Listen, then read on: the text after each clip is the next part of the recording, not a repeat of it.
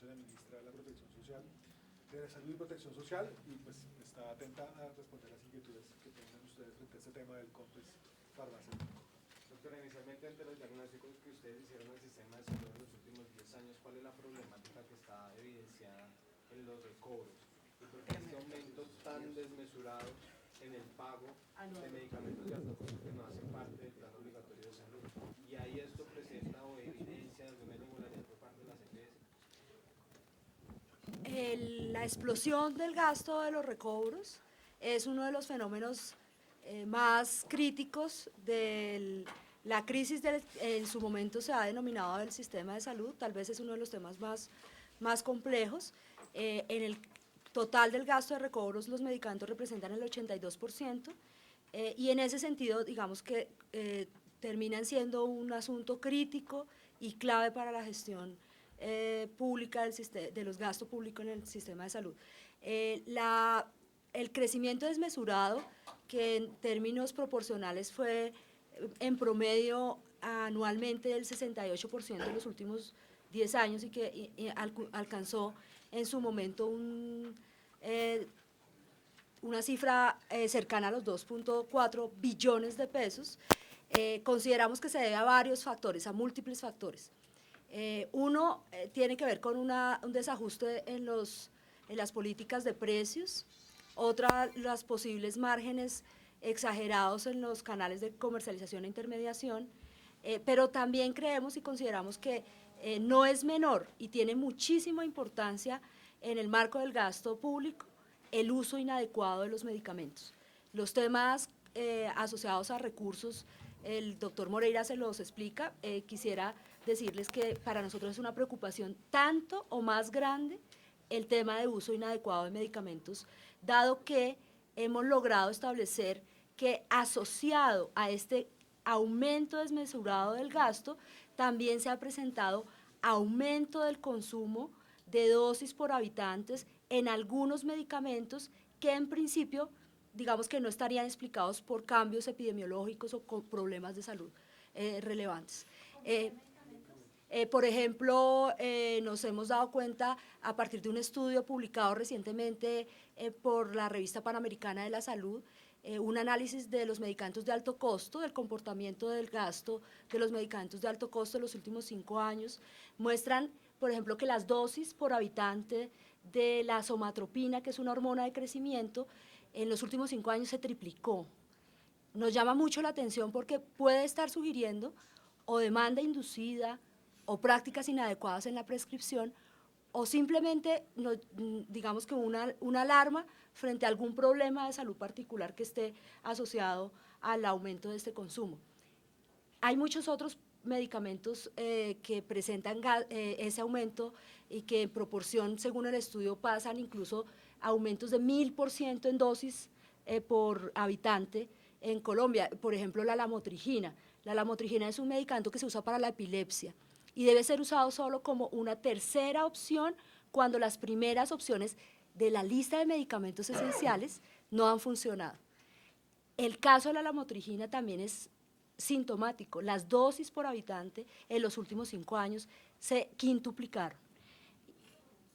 Insistimos, es posible, no se pueden hacer inferencias en este caso de qué está pasando, pero sí es una alarma. Para un gestor público, cuando aumenta el gasto de esta manera, debe haber una alarma. Para un clínico, para un gestor de salud, cuando aumenta el consumo de esta manera, debe haber una alarma. Y esa es la gestión pública que busca resolver la política farmacéutica, ese rango de irracionalidades, tanto del problema del gasto como del problema del uso inadecuado. Creemos que comportamientos similares pueden estarse presentando en los medicamentos del POS. Estos ejemplos que les he puesto son de los medicamentos del no POS, porque suelen llamarnos la atención y es donde están puestas todas las miradas, pero es posible que se esté presentando también en el caso del POS y nos interesa mucho actuar sobre esos comportamientos irracionales e inadecuados en el manejo de medicamentos. Doctora, esto puede inferir en un caso particular y es un paciente tal vez enfermo de epilepsia que le falla en una tutela a favor para que, como no está cubierto por el POS, le den ese medicamento. La EPS se lo paga, pero la EPS le puede estar haciendo un cobro 2 o 3 veces más al sistema de salud.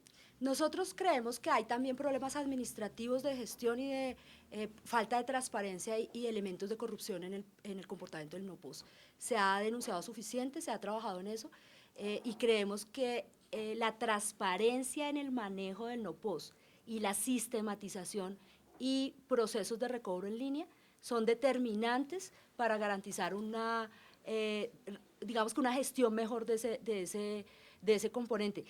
Lamentablemente, como sucede con el sistema de salud en muchos otros frentes, no tenemos suficiente información y tenemos graves problemas de vigilancia, que es justamente lo que está proponiendo resolver esta política. Doctora, disculpe, ¿se puede inferir que ese incremento de las dosis en algunos medicamentos no pues, también está ligado al tema de los recobros? Es decir, como los recobros resultan tan rentables en ese caso, también eso podría estar ligado en que hayan aumentado la dosis de esos medicamentos. Lamentablemente, eso que tú estás preguntando es un asunto documentado incluso globalmente. Cuando existe un nuevo medicamento o una innovación de un medicamento a nivel global, se genera muchísima expectativa para su prescripción y hay una presión muy grande de divulgación sobre esas innovaciones. Lamentablemente tienen incidencia sobre la prescripción y uno de los elementos que más motiva esa inducción, potencial inducción de la demanda, es su alto costo y justamente sus amplios márgenes de rentabilidad cuando no hay un control, digamos, directo y fuerte del Estado en lo que paga por esos medicamentos con recursos públicos. Esta es una decisión muy acertada que se tomó a inicios de este gobierno, ponerle techo al pago de estos medicamentos, y ya estamos observando los efectos de haber tomado esa decisión. Doctora Claudia, de acuerdo con lo que pudimos medianamente leer ayer, la política pública nacional de farmacéutica busca garantizar acceso oportuno, calidad y buen precio.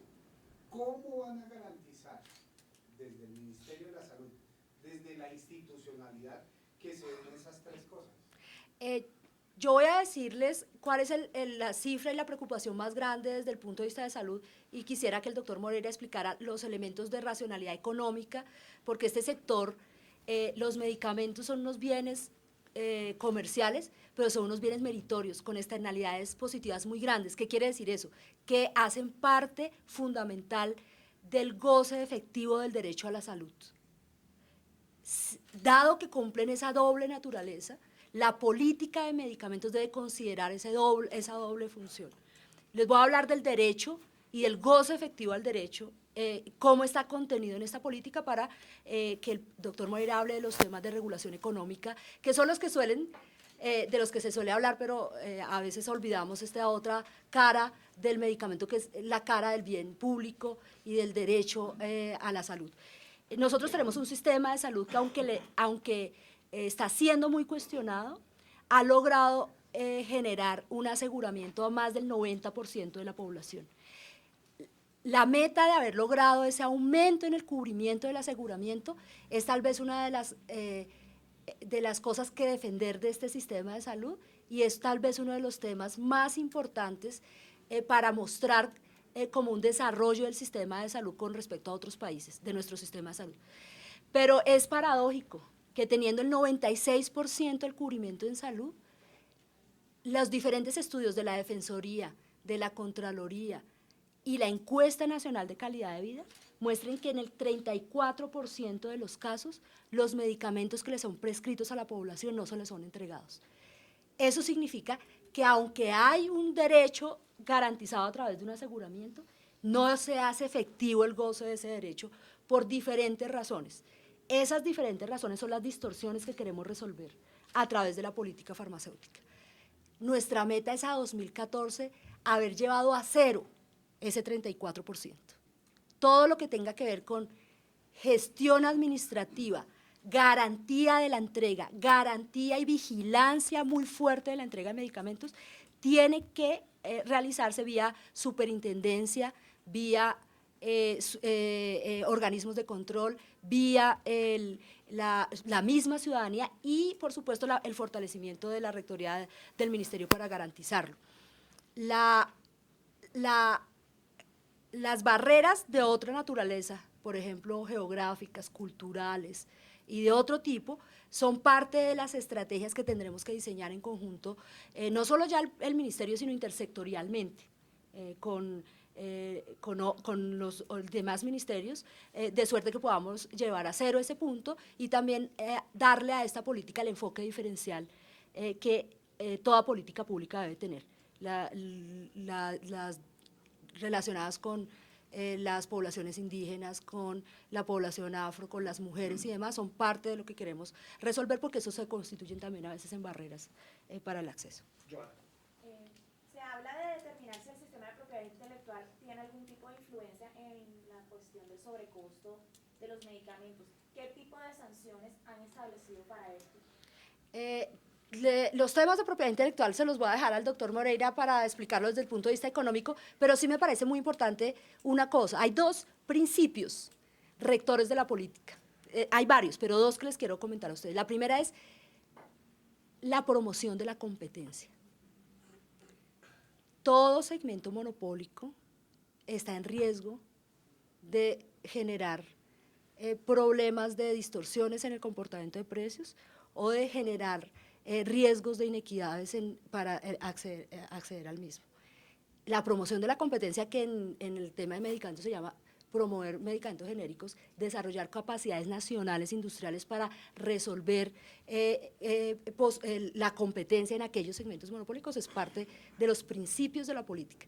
El segundo elemento, que incluso nosotros en algún momento decíamos, si tuviéramos que elegir una sola estrategia, ¿cuál elegiríamos? Es la transparencia en la información como bien público. ¿Cuál es el precio de los medicamentos? ¿En qué condiciones y cómo se vende? ¿Cuáles son las condiciones de calidad de los medicamentos que se comercializan y que sean transparentes para los usuarios, para los tomadores de decisión y para los ciudadanos? Esos dos principios, transparencia en la información como bien público y promoción de la competencia, son los pilares, pues, del enfoque completo de la política farmacéutica. Sí. Doctora Claudia, antes que se paren, perdónenme, los famosos medicamentos naturistas, ¿qué pasa con eso? Eso está proliferando en las droguerías, en las farmacias, por fuera de las tiendas naturistas. ¿Qué va a pasar con eso? ¿Los van a meter en cintura? ¿Va a haber alguna normatividad especial? Es una pregunta muy buena, porque cuando uno habla de medicamentos, no sabe que los fitoterapéuticos y los medicamentos de origen natural hacen parte del grupo de los medicamentos, hacen parte de lo que nosotros consideramos medicamentos. Nos interesa mucho este asunto.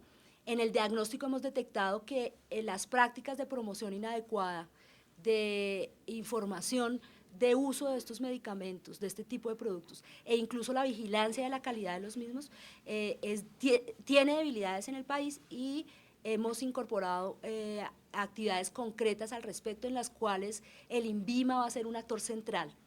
El INVIMA debe hacer una clasificación de los productos por riesgo y garantizar un modelo de vigilancia que reduzca los riesgos de calidad y los problemas de información inadecuada, pero también que permita la veeduría ciudadana frente a los mismos. La propuesta del modelo de vigilancia que está contenido en la política, y que hoy el INVIMA ya ha adelantado mucho.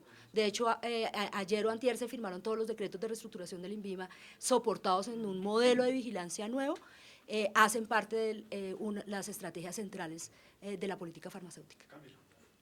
Doctora, usted hablaba y daba unas cifras muy importantes. Cerca del 64% de los droguistas en el país no tienen capacitación, no tienen información técnica, y daban una cifra del 55% de venta irregular de los medicamentos en el país.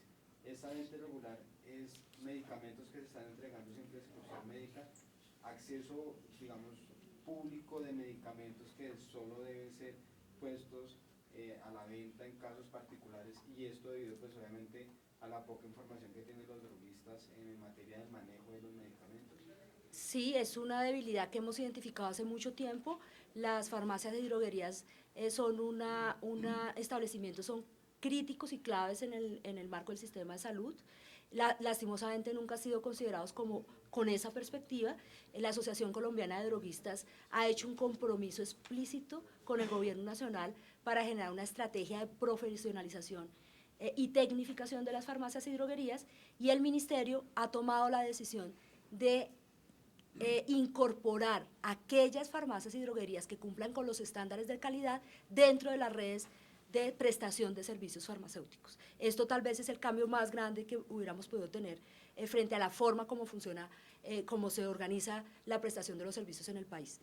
Nosotros estábamos en deuda con el país en esto, y los droguistas, el ministerio, han tomado una, y el SENA, les quiero contar que dentro de los compromisos que se establecieron explícitos por escrito y con una decisión bastante marcada, el Ministerio de Educación, el SENA y el Ministerio de Salud trabajarán fuertemente con unas metas claras sobre profesionalización, tecnificación del personal y recurso humano de farmacias y droguerías, y en el diseño e incorporación de estrategias para considerar los servicios farmacéuticos. Es decir, ¿qué van a hacer?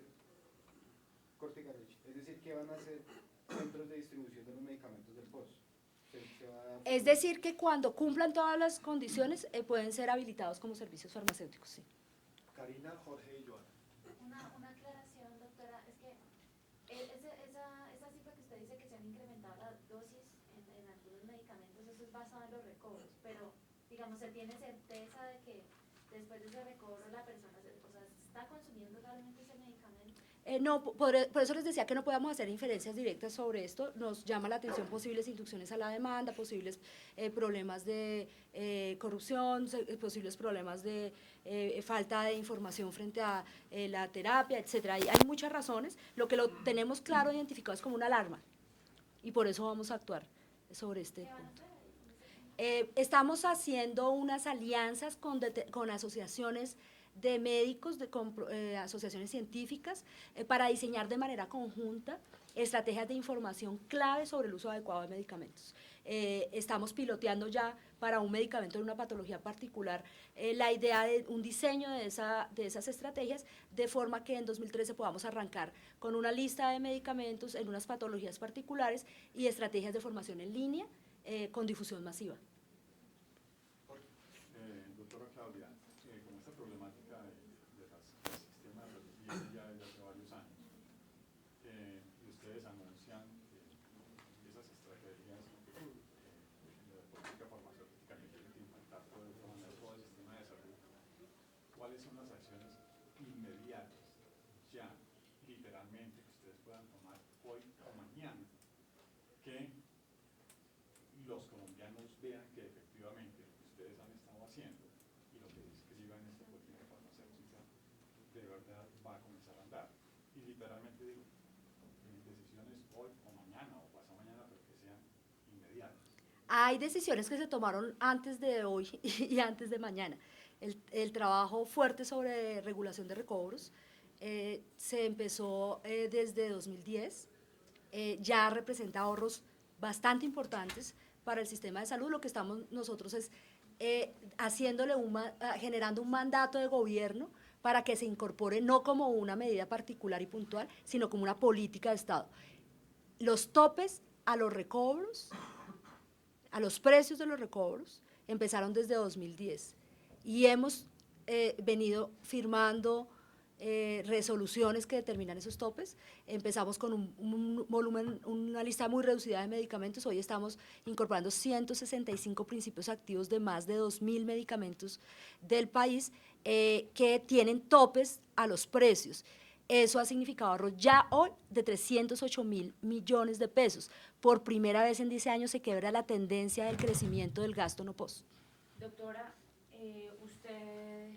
ustedes también anunciaron pues un fomento en el uso de los medicamentos genéricos, pues que se ha comprobado internacionalmente que son de buena calidad y que son eficientes, pero en Colombia no hay como la confianza de la gente para consumirlos. ¿Qué hacer para fomentarlo? Uno, y lo segundo es el tema de la comercialización centralizada. ¿Quién va a importar? ¿Quién lo va a manejar? ¿Quién va a ser el encargado de eso? El doctor Rodrigo Madera va a seguir con las notas económicas, porque me parece importante que él les cuente esa parte de negociación centralizada de precios. Por defecto, ¿cierto? No hay más.